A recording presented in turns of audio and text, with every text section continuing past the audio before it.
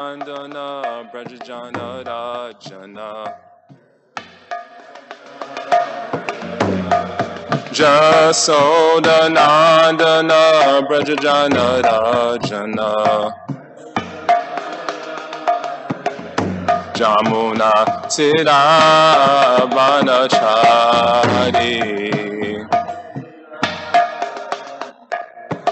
Jamuna Tira Vanachari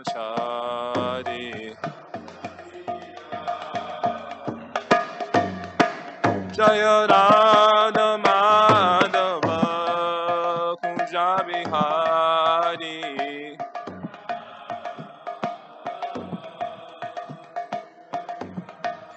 Jaya Radha Madhava Kunja Bihari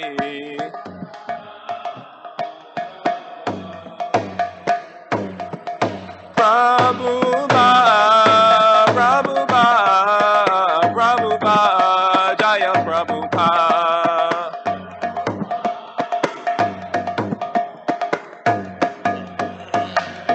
Jaya, Jaya Prabhupada, Prabhupada, Prabhupada, Jaya Prabhupada.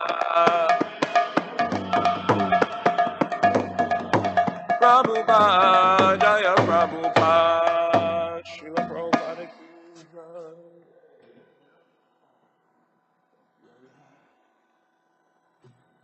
For coming, Hare Krishna. Om Namo Bhagavate Vasudevaya. Om Namo Bhagavate Vasudevaya. Om Namo Bhagavate Vasudevaya.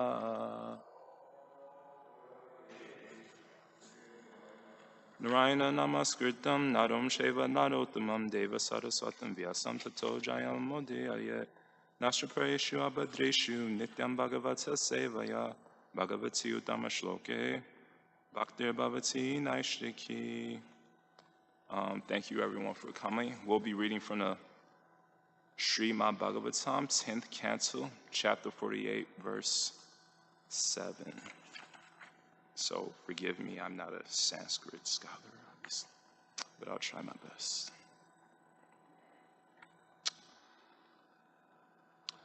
Sananga tapta kuchayo urasas tatak shnor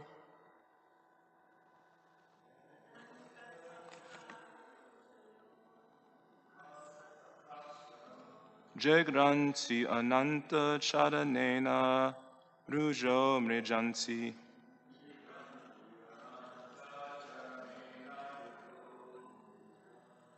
Dorbyam stanantara gatam parirabhya kantam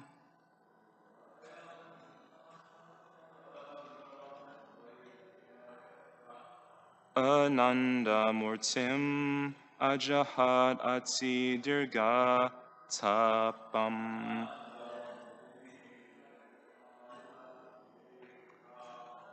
Sananga tapta kuchayor urasas tatakshyor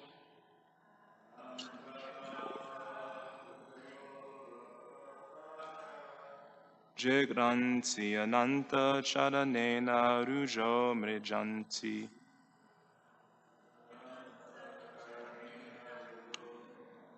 Dorbyam stanantara gatam parirabhya kantam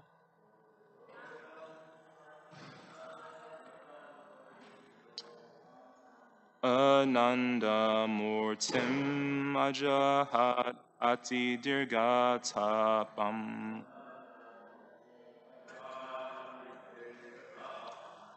Sananga tapta kuchayo urasas tatachnor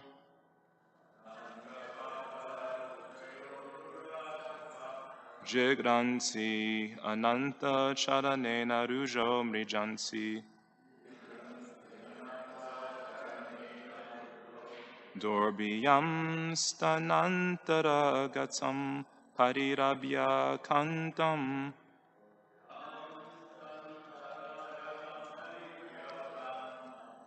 Ananda Murtim Ajahat Ati Dirga Tapam. Jai Hare Krishna.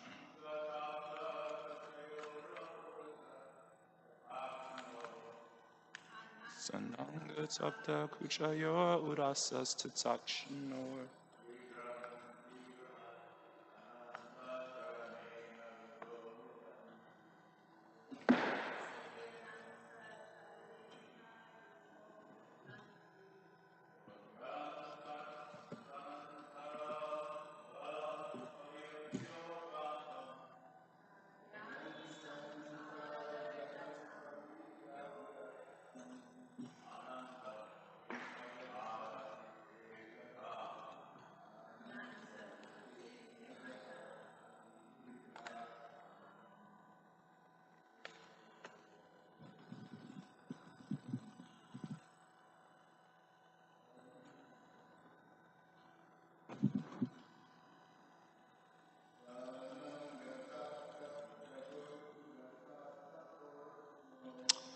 Sananga Tapta Kuchayo Urasas Tatakshno.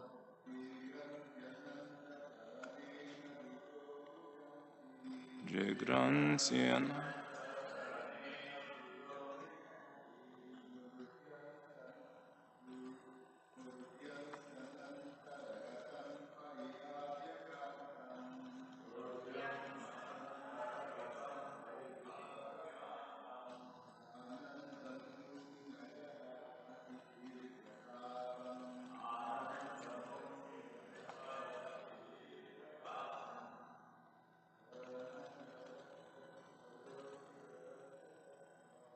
Sananga Tapta Kushayo Urasas Tatakshno.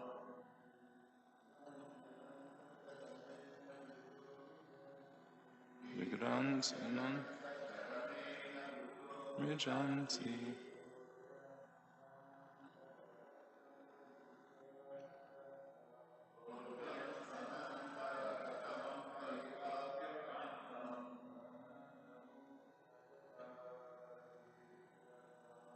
Ananda Mutim Ajaha Ati Dirga Tapam.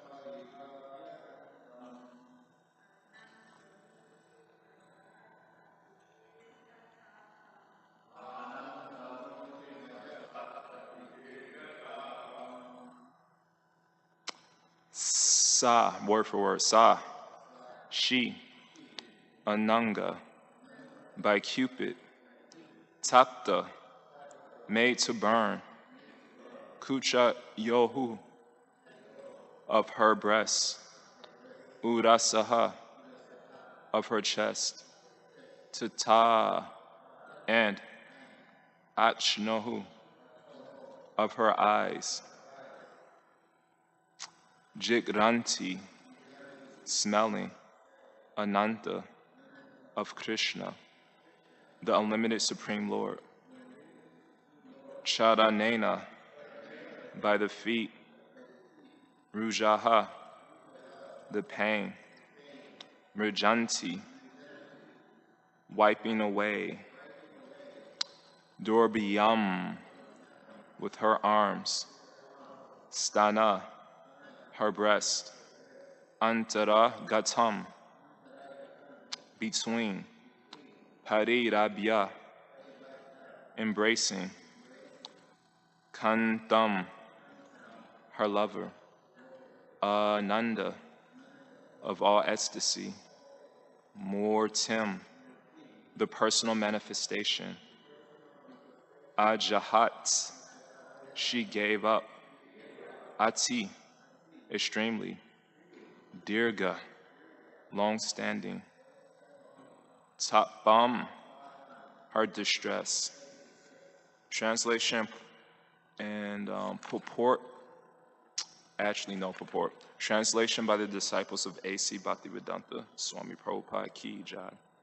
Translation, simply by smelling the fragrance of Krishna's lotus feet, Tri Vakra cleansed away the burning lust Cupid had aroused in her breasts, chest, and eyes. With her two arms, she embraced between her breasts her lover, Shri Krishna, the personification of bliss, and thus she gave up her long-standing distress.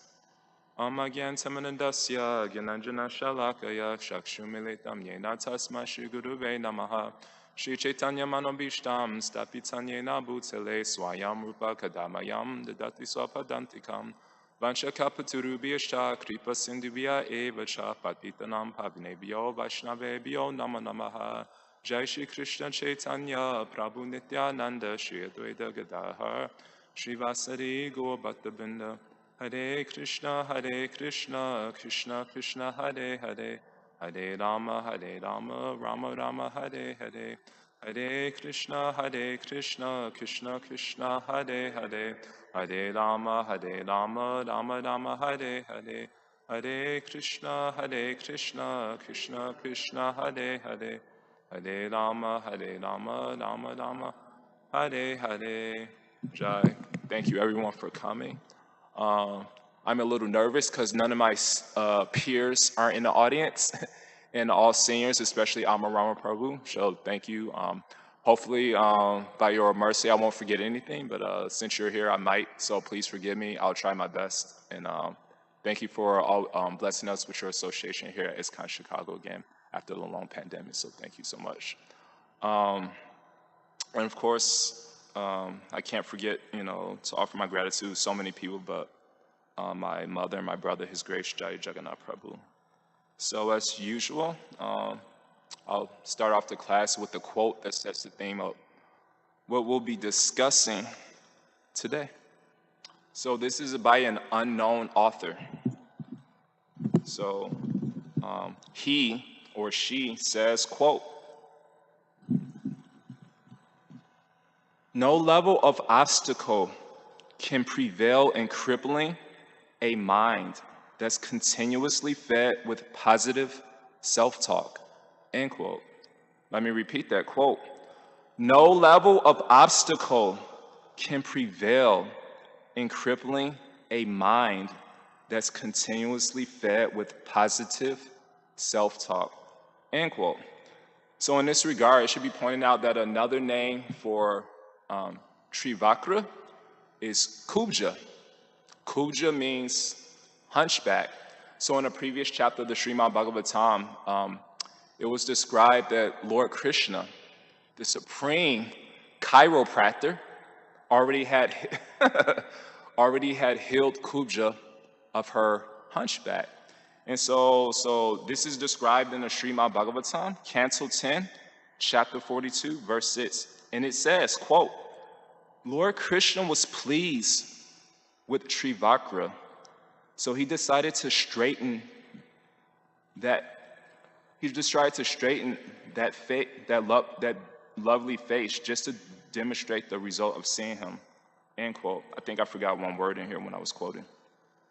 So in other words, this verse describes that Lord Krishna healed Kuja of her hunchback that was crippling her physically, whereas today's verse describes that Lord Krishna healed Kuja of her lust that was crippling her spiritually. So in other words, we can understand from Kuja's life that there are two forms of crippledness. Those who are crippled on the outside and those who are crippled on the inside. Of course, there are many forms of crippledness on the outside, such as scoliosis, cancer, or COVID. And of course, there are many things that cripple us on the inside, such as lust, anger, and greed. Now, how does the Bhagavatam describe, you could say, heal our crippledness or crookedness on the inside? Shrimvatam swakata Krishna punya shravanam kirtana, pridi antastohiya badrani vidunoti surhit satam. So this verse says, when we properly hear Krishna Katha with sincerity, then the result is that vidunoti. Vidunoti means the Lord cleanses our abadrani. Abadrani means our desire to enjoy matter, to exploit others in the form of lust, generally speaking. And of course, lust doesn't necessarily refer to sexual desire, but any form of exploiting the resources of nature or the living entities in nature for our own sense gratification. And so this brings to mind a famous verse. Well, Arjuna, in chapter 3 of the Gita, Arjuna says, Atakina prayuktayam papam sharati parushaha anichanapi varshaya bala iva niyojitaha. Arjuna says, he tells Krishna, by what is one impelled to sinful activities? Papam means sinful activities, as if engaged by balam or balat. And balat means force. Sometimes we feel like when we walk out into this material world, oh, I see some temptation, and I feel like I'm being dragged like a slave. And there's many verses described like that. So why am I being forced? Well, Krishna says, Kama esha krodha esha rajaguna samu bhavaha mahashano mahapatma vidinam iha vayarinam. We're all being forced by kama, like slaves. Like in the Gita, Krishna says, Daivihi esha gunamayima mamaya duratyaya. So he says, this divine energy of mine, consisting of the modes of material nature, which includes lust, is very difficult to overcome, but those who surrender unto me can easily cross beyond it. So in Prabhupada's purport to this verse from the Gita, chapter 7, verse 14, he describes how we're being forced by the modes or forced by lust. And he uses a very vivid analogy, an analogy that's described in so many teachings, including the Bible. So Prabhupada says that another meaning of guna, qualities or bad qualities in this particular case, is rope. He says it is to be understood that the living entities are tied by the ropes of illusion. And what happens when you're tied? You're a slave. And what is a slave? What do? They do things involuntarily. They're forced to do. So since we're enslaved by Maya, enslaved by lust, enslaved by our anger, enslaved by our greed, then we're forced. Bala iva niyojitaha atakina prayutayam papam sharati purushaha anichan api varshaya balat iva niyojitaha. Balat means we're forced, like that. And so how do we become free from this entanglement? Well, first of all, what's the difference between a free person and a slave? A free person is happy, right? And a slave is unhappy. So we see if we're unhappy, and why are we usually unhappy? Due to vengeance, due to anger, due to pride. And we see that these things causes us to be happy. So there's a nice quote that says, forgiveness is unlocking the door to set someone free and realizing you were the prisoner.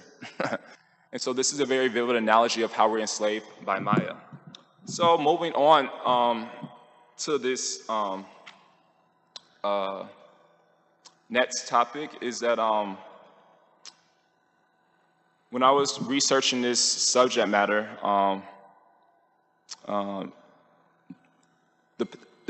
Narada Muni's previous life came to mind. Now, how many people know what Narada Muni's previous life is in summary? Can anyone say what Narada Muni's previous life was? Boy servant? And what about his mother? A few more details?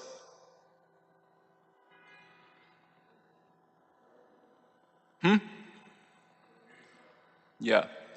He was the son of a maidservant, and his mother died, of course. And he learned Christian consciousness from some great sages. But does anyone know what Narada Muni's previous life to that life was? Yes, demigod. Do you remember what his name was? Upabarhana. Yes. So it's described that the reason Narada Muni took birth as the boy of this maidservant is because he was crippled by lust in a previous life in the heavenly planets, Gandharva Loka. And so Without going into the details, I'll just read verbatim what Narada Muni says of himself in the Srimad Bhagavatam. So this is from the 7th canto, chapter 15, verse 69 through 72. So 7th canto, chapter 15, verse 69 through 72. In Narada Muni, he says, quote, long, long ago, in another Mahakalpa, millennia of Brahma, I existed as the Gandharva, known as Upabarhana. I was very respected by the other Gandharvas. I had a beautiful face and a pleasing, attractive bodily structure. Decorated with flower garlands and sandalwood pulp, I was most pleasing to the women of my city. Thus I was bewildered, always feeling lusty desires. Once there was a Sankirtan festival to glorify the Supreme Lord in an assembly of the demigods, and the Gandharvas and Apsaras were invited by the Prajapatis to take part in it. Being invited to that festival, I also joined, and surrounded by women, I began musically singing the glories of the demigods. Because of this, the Prajapatis, the great demigods in charge of the affairs of the universe, forcefully cursed me with these words, quote, Upabarhana, because you have committed an offense, may you immediately become a Sudra on planet Earth, devoid of all beauty, end quote. So, this story of Narada Muni reminds me of many stories, Disney movies I grew up with, like Beauty and the Beast. So it's described that not only was Narada Muni the son of his maid servant, but it describes because of this offense of singing the glories of the demigods and singing with the proper motivation, the sages, the demigods cursed him to become devoid of all beauty. Why? To teach him humility, because we see in this world that lust brings people together, but love or bhakti keeps people together. So I've shared this story before, and it's a very vivid analogy to describe why Narada Muni was cursed. So once upon a time, a mother wanted to teach her 8-year-old son, Michael, a lesson on gratitude. Why? Because every year for Michael's birthday, he was always grateful for some gifts and ungrateful for others. When he received a video game, he was so happy, woo! When he received a book, he threw it away in disgust, yuck. So the next year for Michael's 9th birthday, the mother surprisingly tried something very different. She bought her son more presents than ever, approximately 100. When Michael saw so many presents, he was so happy. He opened the first present and he looked inside and he was shocked. He opened the second present, he looked inside and he was shocked. Michael sat there and opened all 100 presents. And why was he shocked? Well, you Prabhus and Matajis already know, but maybe Atmarama Prabhu may not know. He was shocked because he discovered that in each and every present, there was nothing inside. Oh, I got a smile out of Prabhu and Jaya. So the moral of the story is, just as we're all initially attracted to a nice gift wrap package, but repelled by it when we find out there's nothing inside, in much the same way, we're all naturally attracted to people who are gift wrapped in Jama, Aishwarya, Shruta, Shribir, who are gift wrapped in riches, fame, beauty, and high education, but repelled by them when we find out there's nothing inside. Unless we give ourselves the gift of Yasyasti Bhattir Bhagavatiya Kinchana Sarva Gunais Tatra Samasate Suraha, Sarva Gune, the good qualities, then it will lead to our degradation. We'll always remain empty inside. So the conclusion is, spiritualism or materialism or lust brings people together, but spiritualism or love keeps people together. So therefore, there's a nice quote. It says, educating the mind without educating the heart is no education at all. So therefore, we're here in this Christian consciousness movement so we can learn how to educate the heart. Material education, like I said, everything's attractive in this material world, but we see how long will relationships last without good qualities. And also, therefore, this is precisely why the demigods curse Nardamuni, because it's very simple. If somebody gave you a gift, will you say, oh my God, this gift wrapping is so amazing? And the person like, idiot, that's not the gift. That's only the gift wrapping. The gift is inside. In much the same way, we see people who become this foolish when they're only concerned about the external material energy, beauty, high education, riches. And we see how often do our relationships last? Not very long. So this is one reason why the demigods cursed Nardamuni, because he was empty inside. Or you could say, in light of this particular subject matter today, he was crippled by lust, and they wanted to heal him again, so they humbled him. They took away all his beauty, so he wouldn't be so proud. So in this way, Lord Jesus Christ says in the Bible, in the book of Luke, chapter 14, verse 11, it says in our teachings many times too, but Lord Jesus Christ, I like the way he puts it. He says, for whoever exalts himself will be humbled, and he who humbles himself will be exalted. And we see this in so many pastimes. But in the interest of time, I'll continue with a few other things. So when I was reading this pastime of Narada Muni's previous life as a Gandharva in the heavenly planets, a few things came to mind. Now, Gandharva Loka is basically the planet that Subal Prabhu and maybe Atmarama Prabhu would love to be on, the planet of musicians. It's the planet of, you know, all the musicians. So probably Jimi Hendrix is there, the Beatles. So if we love music, then we could go to Gandharva Loka and spread the glories of the holy name on Gandharva Loka. Now, so one thing that came to mind is something I share with others all the time, especially something I appreciate from Srila Bhaktisiddhanta Saraswati Thakur. So although we learn from the Bhagavatam, Shravanam Kirtanam Vishnu, Smaranam Pada Sevanam, Archanam Vandanam Dasyam, Sakyam Amani Vedanam, that all these 9 forms of devotional service, and each form of devotional service, you could say, is just as good as any other lamb. However, Srila Bhaktisiddhanta Saraswati Thakur, Prabhupada, he makes a distinction between Hari Kirtan, the external spiritual music, and Hari Katha, the internal spiritual music. And what does that mean? That means that since we're here with devotee musicians, anyone knows that that every instrument we play, you could tune it, right? If you don't tune your instrument, it doesn't sound good. In much the same way, Srila Bhaktisiddhanta Saraswati Thakur, Prabhupada was essentially saying that if we don't tune our character, then we don't sound good. So this is precisely why Srila Bhaktisiddhanta would sometimes allow horrible singers to lead kirtans, so people won't be so attached to the external form of kirtan or somebody who's very talented, because this is a devotional movement. It's not America's Got Talent.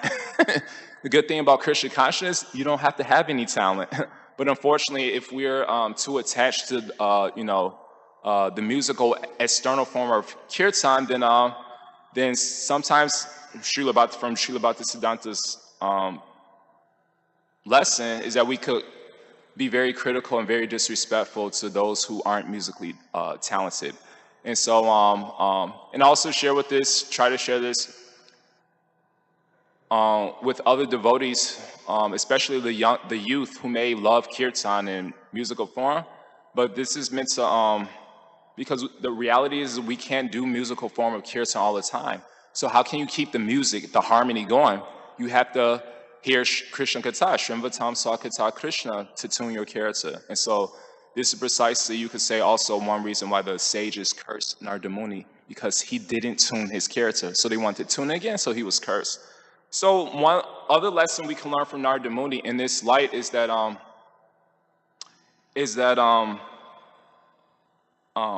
lust, we can understand from this pastime that lust was crippling him, in much the same way it was crippling Trivakra. However, Something you could say much worse that cripple us is shame. Shame. So the reality is we're conditioned souls and we make many mistakes. And the tendency is that when we make mistakes, we become even more crippled by trying to hide our mistakes. And even worse, not only hiding our mistakes, but even worse, trying to expose everyone else's mistakes. So in this way, you become more and more crippled. But we learn from Narada Muni that he was, the fact that he, you could say, confessed his mistakes in life, meaning he wasn't ashamed of it. So he's known throughout the Bhagavatam as the greatest celibate monk. And so, but he wasn't thinking, I have a reputation to maintain. So he very humbly revealed that, yes, you know, there's a saying, for every saint has a past, and every sinner has a future.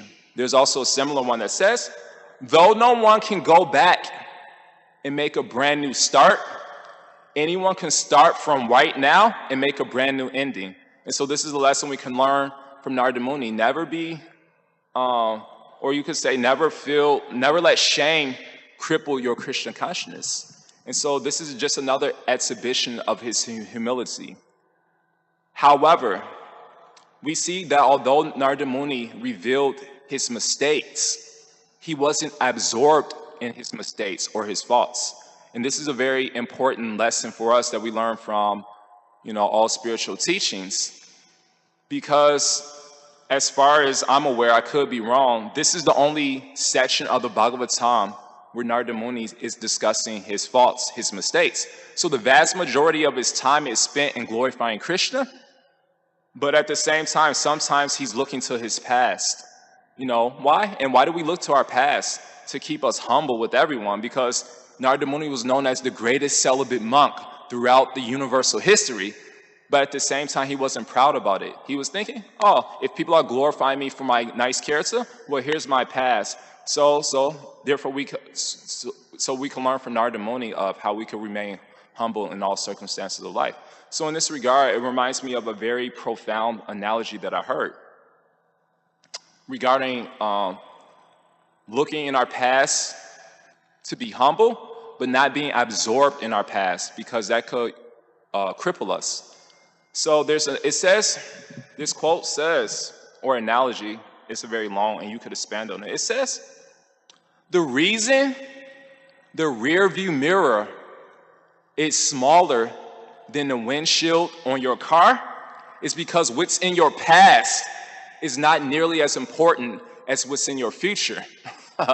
So this is a very nice analogy because you could expand on this. So some nice realizations came when I heard this. I was like, wow, very profound. And one realization is that suppose you're driving your car, your vehicle, and maybe someone can answer this for me. Suppose you're driving your car and you're completely absorbed in your rearview mirror. What's going to happen? Anybody? Yeah, you're going to get in a car accident, right? In much the same way, if we're always absorbed in our past mistakes, our past faults, then we won't be able to move forward in life. We'll remain spiritually crippled by shame. And so we see that if you get in a car accident, if you don't die, what's going to happen? You're going to get crippled. If we absorbed in our past, we're going to be spiritually crippled. So this is one lesson we could take from Narada Muni. Not only that,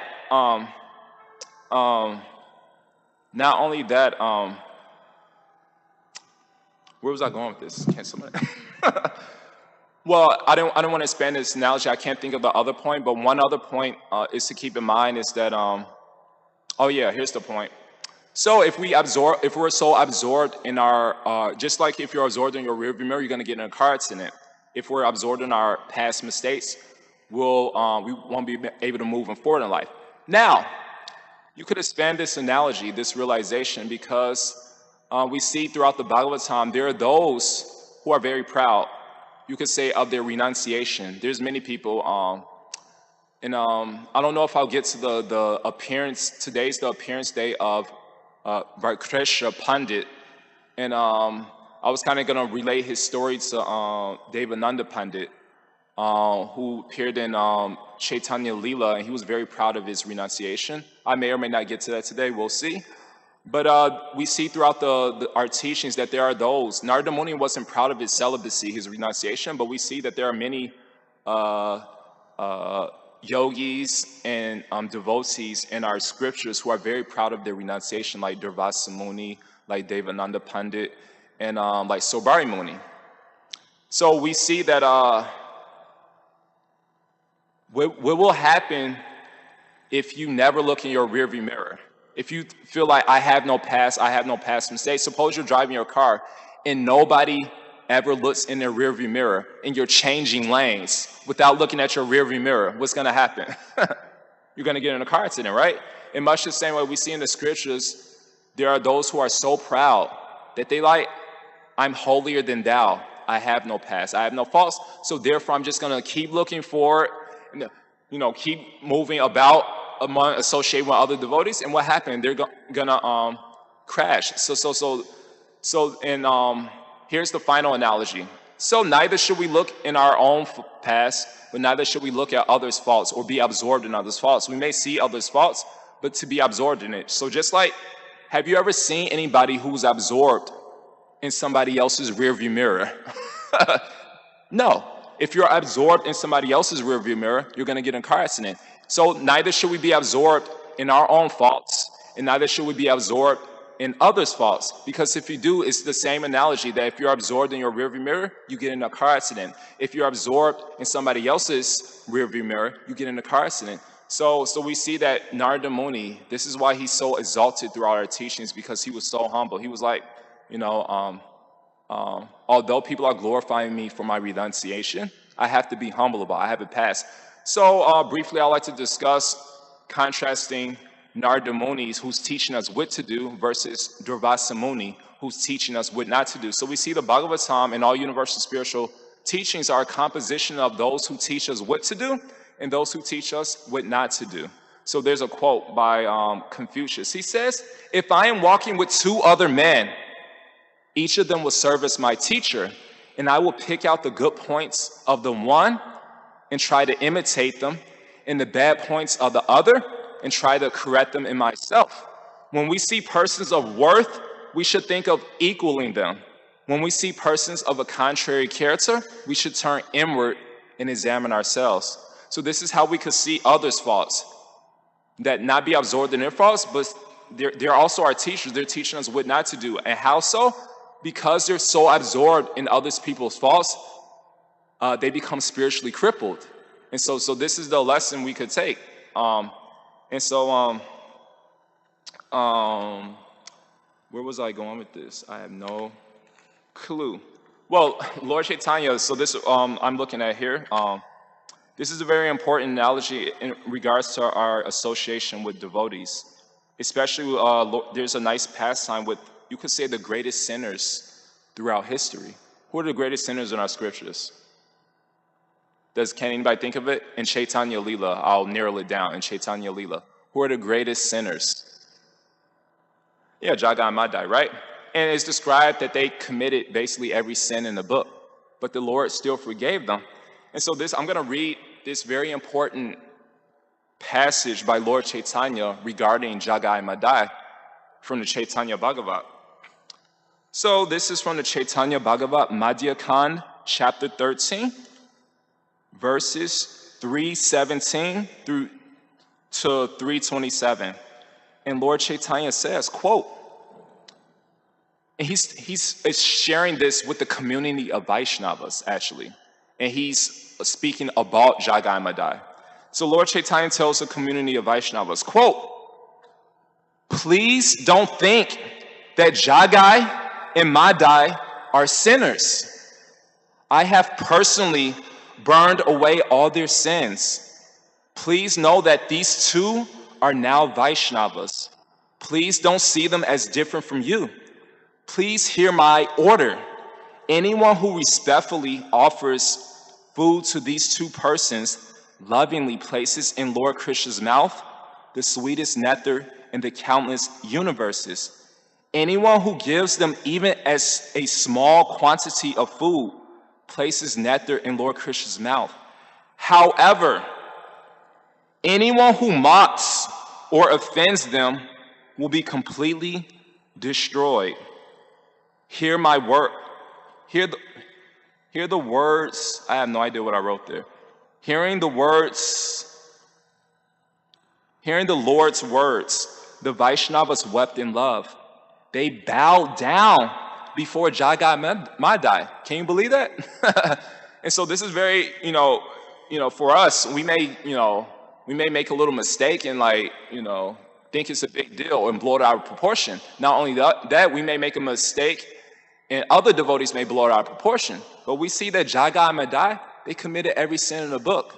And Lord Chaitanya, so what is he saying? He says anyone who sees them based on their past mistakes, their past sins, they'll be completely destroyed. And what does that mean? They'll be completely spiritually crippled. Just like if you're absorbed in somebody else's rearview mirror, you're going to get incarcerated, and you're going to be completely spiritually crippled. So this is a very important lesson. Now, where does fault finding take place? Well, there's a saying, it's better to be safe than sorry.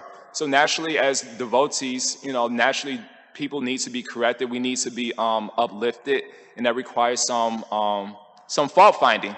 So there's two types of fault finding: constructive criticism and destructive criticism. Now, what's the difference between destructive criticism and constructive criticism? Of course, it depends on your motivation, obviously, but you could say, to be safe, constructive criticism meaning you gave permission to somebody to correct you. Yes, I'm really inspired by your love, your compassion, your character, your wisdom. Please correct me and uplift me. Give me your constructive criticism. And this is precisely what Srila Prabhupada says in regards to austerity of speech. In chapter 17, verse 15 of the Gita, it talks about austerity of speech. And in that purport, Prabhupada says, one should not criticize someone if they'll disturb their mind, and also if that person hasn't accepted them as their mentor, their teacher, their guru. Now this is you could say not black and white. There's many nuances to this, because we see that Narada Muni, when who was it? Oh, what's the two devotees' names who were cursed to be trees in Krishna Lila? Nalakuvada and Manigriva. Yeah, Nalakuvada and Manigriva.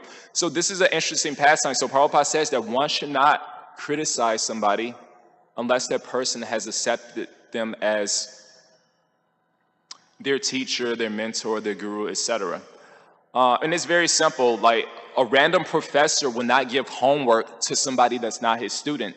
A doctor would not prescribe medicine to someone who's not his patient. Suppose a random doctor comes up to you, like, I have some medicine for you.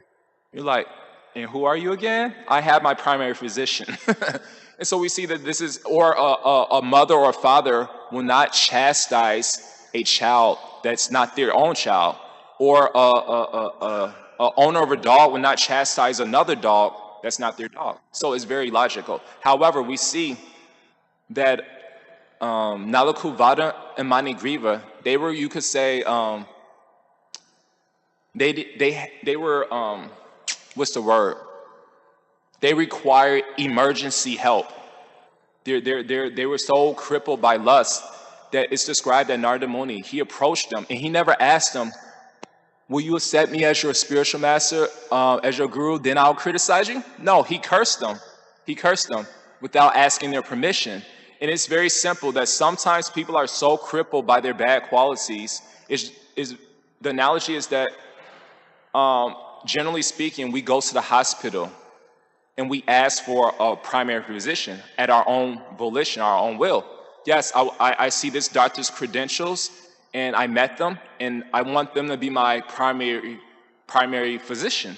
However, sometimes you may get in a car accident, and you're not going to say, so whatever help the Lord sends you, whether it's a good Samaritan or ultimately the paramedics, and ultimately the doctor at some other hospital, you're grateful for whatever help that the Lord sends you. So in much the same way, Narada Muni saw that Nalakuveta and Manigriva, they were so crippled by their lust that he didn't ask their permission. Can I please instruct you? No, they require emergency service. They were in ICU, intensive care unit. And so there's many nuances, but ultimately everything depends on our motivation. And so that's one lesson we could take. And do I have anything else to discuss? Yes. So the final point I'll discuss is, aside from being crippled by lust, because kama is usually translated as lust, but kama can mean any desire, like the desire for fame, like Durvasa Muni. So I'll share this last point that, as previously mentioned, Narada Muni, he was crippled by lust, but at the same time, he wasn't crippled by shame, and therefore he could be healed. He was very humble. He was neither proud of his renunciation. On the other hand, like I said, Durvasa Muni, he was crippled although he wasn't crippled by lust, he was crippled by pride. On the other hand, although Narada Muni as Upabarhana was crippled by lust, he wasn't crippled by pride. So what's better, lust or pride? It's actually described by Bhaktivinoda Thakur in the Jaya Dharma.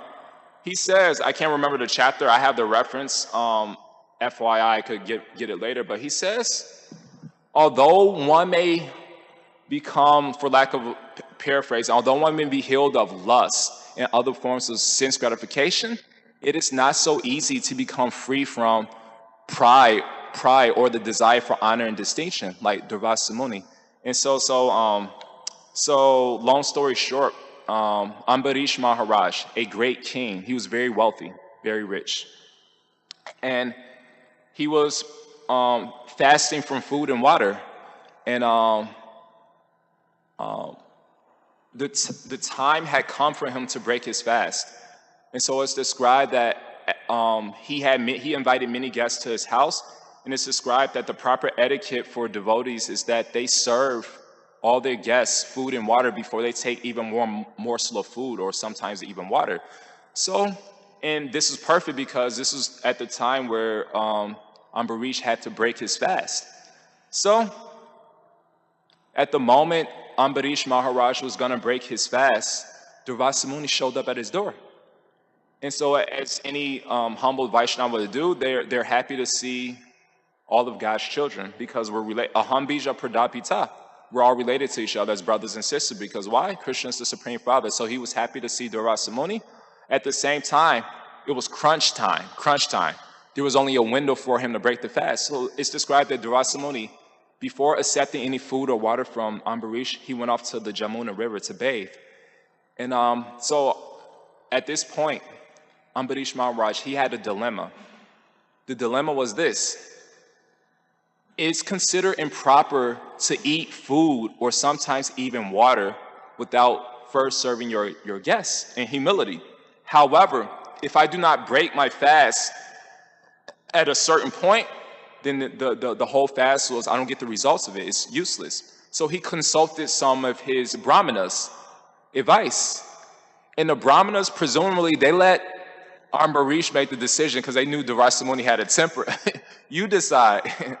And so he decided, oh yes, let me just take a sip of water because it's described by Srila Prabhupada in one of the purports to this pastime that even Gandhi sometimes, he's known to fast for, of course, for political reason, but sometimes taking only water is considered fasting and not fasting, so it's considered both. So Ambarish Maharaj, he decided to take a little water. And so it's described that when Ambarish Maharaj took a little water, Durvasa Muni, with his mystic powers, he saw that Ambarish took this little water, and he became so angry that one of his guests, the host of this banquet, this party, took food and water before serving him. So he went to curse him. Of course, it's a long story without going into the details, but the essence of the story is that the real reason Durvasa Muni wanted to punish or curse Ambarish Maharaj is described in the Bhagavatam because he was envious.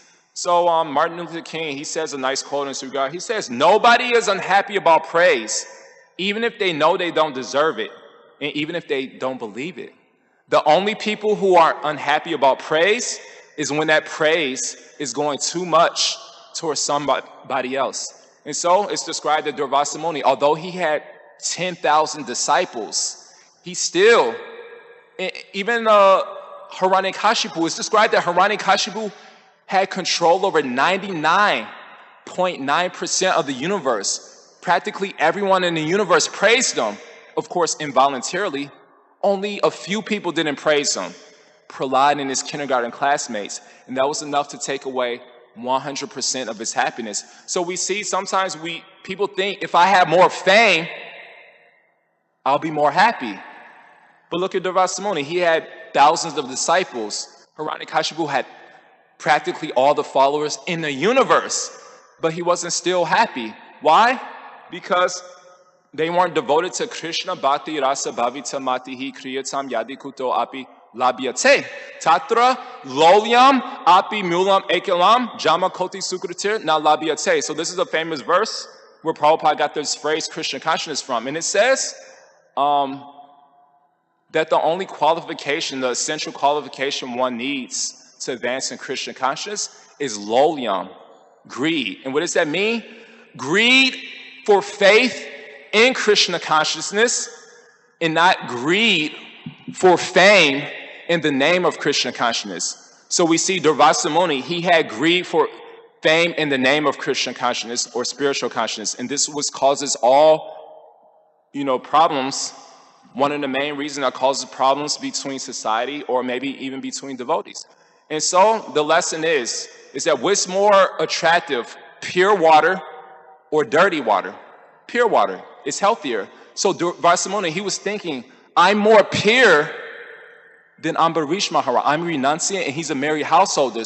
I'm more attractive, but how is he getting more praise than me? So in the Gita, chapter 5, verse 7, it says, Yoga yuto vishuddhatma vichidama jatindriya sarvabhutama buddhatma kravanapi na lipyate. So this is from Gita 5:7. And it says, one who is engaged in yoga, yuto, engaged in Krishna service, that person is dear to everyone and everyone is dear to him. In other words, he's completely attracted to everyone. And it says because he's a pure soul. So Durvasa Muni, he was thinking, I'm a pure soul. So why are more people attracted to Ambarish Maharaj, a householder? So we can learn from this pastime that although Durvasa Muni was externally the renunciate, he was actually married. And although Ambarish was actually externally the married householder, he was actually the renunciate. How so? Well, this is explained in Bhagavatam. Bayam brahmatasa vaneshu apisya yatasa aste sahat sapatnaha jitindriyasya maratir buddhasya griha shramam kemnu karoti avadyam. This verse says, even though a renunciate may travel from forest to forest, he must always fear material bondage because he is married. And what is he married to? Sat sapatnaha, 6 co-wives, the mind and 5 senses. The second half of the verse says, on the other hand, even householder life cannot harm a self-satisfied person who's jatindriya, who's divorced from Maya. And so the final lesson I'll share is that although the lesson we learn from Durvasa Muni and Ambarisha is that although it may be easy to remain single, although it may be easy to break up with our girlfriend, and although it may be easy to divorce our wife, it's not so easy to divorce Maya, even by accepting the dress of a renunciate. And so this is what crippled Durvasa Muni, is that he wasn't Trinada Pisuni Chena, Taror Eva Sahishnuna, Amanina Manadena, Kirtaniya Sadahari. And so he wasn't more humble than the blade glass, more talented than a tree, and nor was he ready to offer respect to others, and he always respect. So there's a saying. So we know Lord Chaitanya's verse, right? More humble than the blade of grass. So in the material world, I'll end with this. The material world, the wires are twisted. And so in the material, what do we say? One's disposition should be more prouder than a politician, more intolerant than a child, and ready to offer all disrespect to others while always expecting respect in return. And so this is Durvasa Muni, and this is what kept him spiritually crippled. And so the Lord wanted to heal him, so he cursed Durvasa Muni with a Sudarshan chakra. And much the same way he'll curse us in many ways, not as a punishment, but for our own benefit, so we could become spiritually straightened, like he straightened Kuja physically and spiritually. So that's our topic for the day. So forgive me for going on. So thank you, everyone, for patiently tolerating my loud screaming, which is very unorthodox. I know people are like, is this a temple or a Southern Baptist church? So forgive me, that's my disposition. I can't change my nature, as Christian says. Whatever your nature is, you practically can't change it. So sorry about that, but thank you for, I'm glad I got Rama Prabhu to laugh, so I hope that's a good thing. Hare Krishna, Jaya Baladeva Prabhu, thank you. That was a nice class, thank you. Jaya. One thing that you mentioned, you compare Narada Muni's previous life and how Krishna corrected him through the course of the demigods, of the Prajapatis. And his beauty, the source of his pride, was taken away.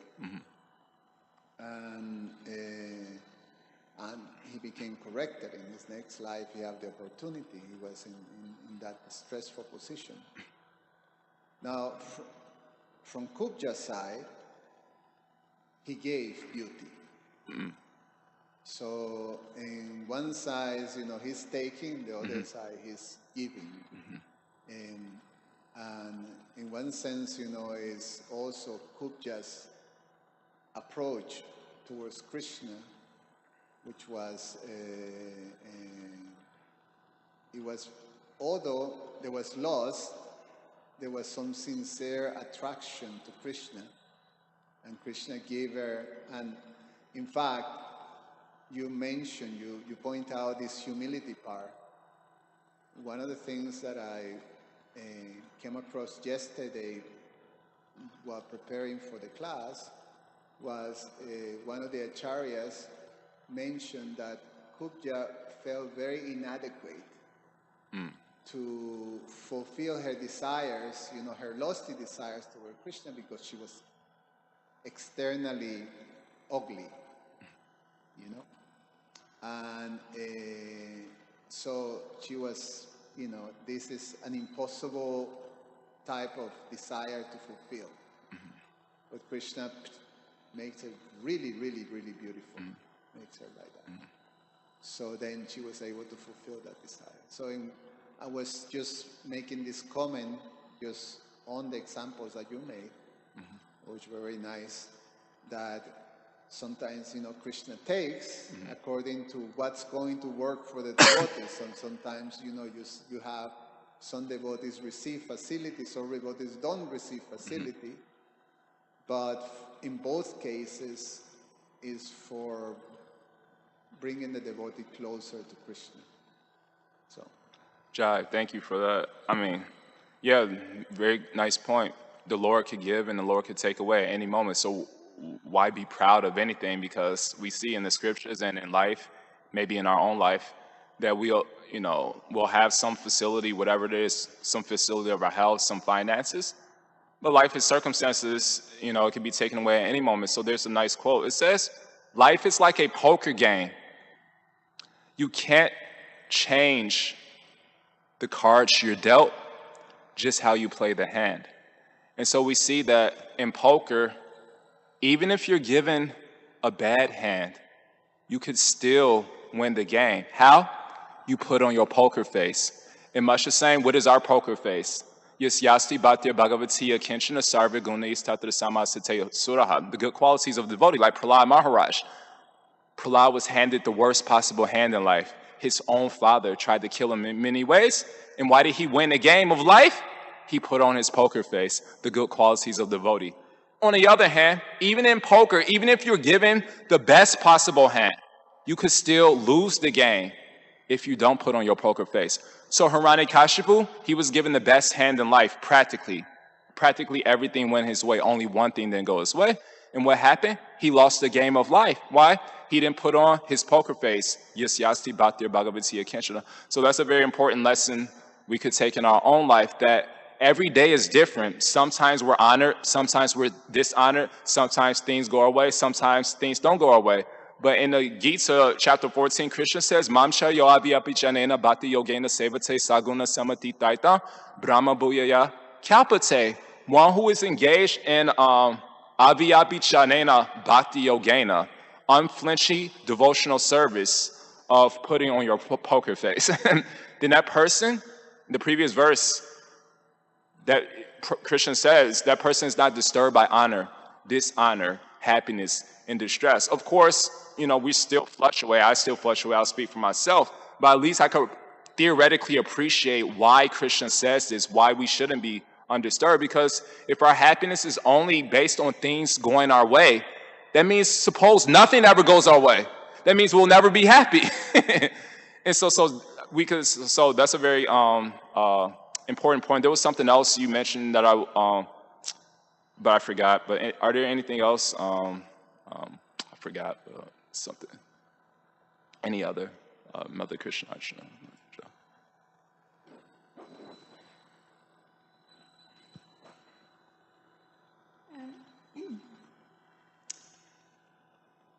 It was a very nice analogy, the one of the windshield and the rearview mirror. I agree with you. Jaya, I wish I could take credit for it, but yeah, I heard that. Thank you. So. Yeah, but your expansion was the very nice part of using the analogy well. So, you had touched on the point of that one doesn't give so much attention to one's past or the errors of the past.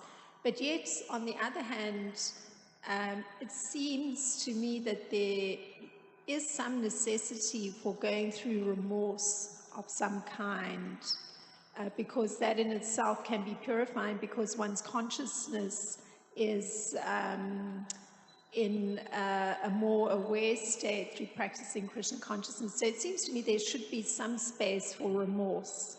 Mm-hmm. Mm.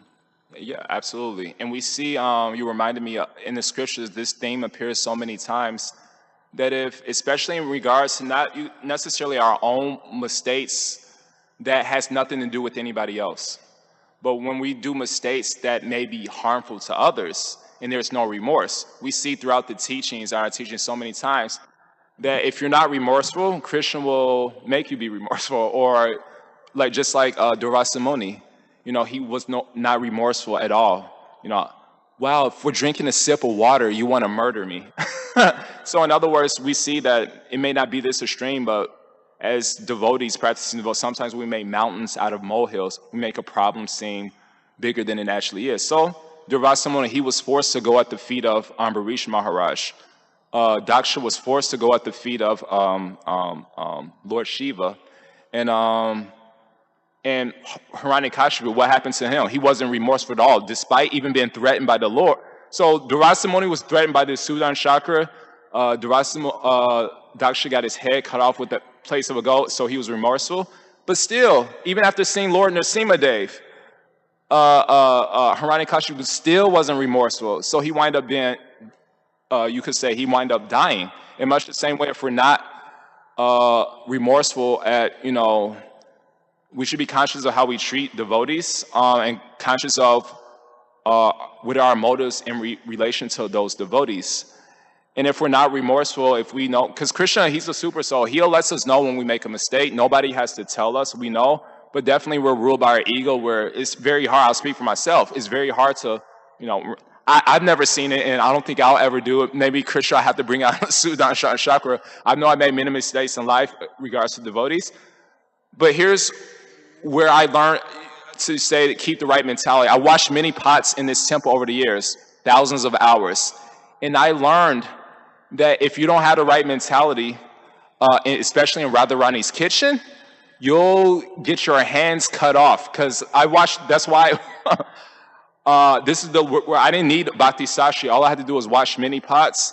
And without fail, if I had the improper mentality among devotees, let's say I got upset because they weren't doing their service by helping me with pots or this and that, without fail, I would get my hand cut without fail. So what I would do normally was take all the knives out of the water. That way I could be a little offensive and then still keep my hands. But all jokes aside, that's true actually. So Krishna, he's the super soul within everyone's hearts. Nobody has to tell us. We know when we commit mistakes, or if we don't know, the Lord through material nature will let us know when we make mistakes. So every day is an opportunity. That's why if you don't want to apologize to anyone, then respect everyone. Nobody gets in trouble for offering too much respect to others, but we see people get in trouble for even offering a little disrespect. And so, like you said, if remorseful, if we're not remorseful, then we'll kind of remain spiritually dead like Hiranyakashipu. So there's a saying, death is not the greatest loss in life. The greatest loss is what dies inside of us while we live. And so we may be physically alive, but spiritually dead with so many bad qualities. Why? Because, we're not remorseful, we're not humble. It's unfortunate, but that's our own choice. And it comes from, why aren't we getting this aspiration? It depends on what are you doing every day. So it's described that Shrimvatam Swakat Nityam Bhagavata Sevaya, we could be humble for ourselves. How come we're not getting that inspiration to be remorseful? Because it depends on what you're feeding your consciousness every day. We could pretend to hear Bhagavatam attentively, or we know what we're doing at home with our computer or with movies and stuff. And if that's the vast majority of your intake, then why would you get the inspiration to have good qualities? You probably won't. So I'll end with this. Lord Buddha says, let no man think lightly of evil, saying in his heart, it will not come upon me. Even by the falling of water drops, a water pot is filled. The fool becomes full of evil, even if he gather little by little. On the other hand, Buddha gives us some hope. He says, let no man think lightly of good, saying in his heart, it will not come upon me. Even by the falling of water drops, a water pot is filled. The wise become full of good, even if he gather little by little. So neha bikrama nashosi pratyavaya navidyate. Krishna says the same thing. Even a little bhakti can protect one from the most dangerous type of fear. So what to speak of a lot of bhakti, but it depends on how much you're feeding your consciousness every day. So if that's your religion, there's a saying, whatever a person is most devoted to, that's his religion. So if you're devoted to anything other than Krishna consciousness the vast majority of the time, that's your religion, and it won't be the good qualities of the devotee, and that's a fact. So if we want to remain in, we don't have to watch Netflix. We'll be in Netflix drama. So that's your choice. That's our choice, and what to do about it? Everyone has free will, right? And if that's their choice, that's their choice. And so, what can be done? So everyone has free will. So anyway, did the conch shell ring? Huh? It's coming? All right, so I'll end here. So thank you. Thank you, everyone. Grantara Srimad Bhagavatam ki jai, Srila Prabhupada ki jai, Gaur Premanande Hare Hare Bol. Jai. Jai.